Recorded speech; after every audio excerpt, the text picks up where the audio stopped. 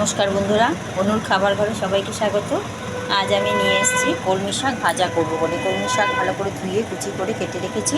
আর এখানে কড়াইতে তেল দিয়েছি, শুকনো লঙ্কা দিয়েছি, কালো জিরা, আর দেবো একটু রসুনটা একটু থেতো করে রেখে দিয়েছি।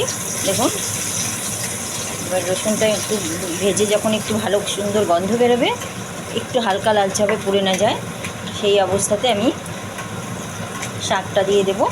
আর দিয়ে দেবো হলুদ, নুন দিয়ে আমি ঢাকা দেব। দুটো কাঁচা লঙ্কা দিয়ে দেবো।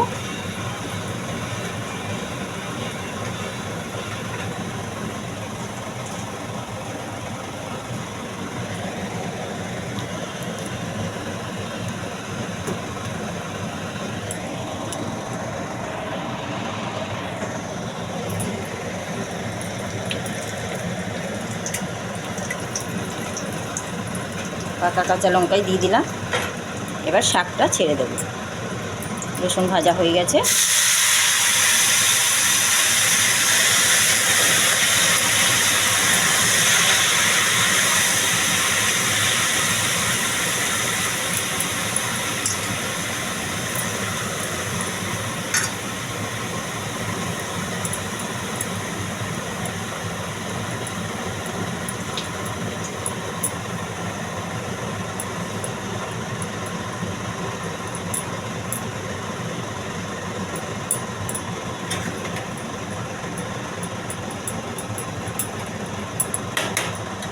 একটু কমে গেলে আমি তারপর নুন হলুদটা দিচ্ছি।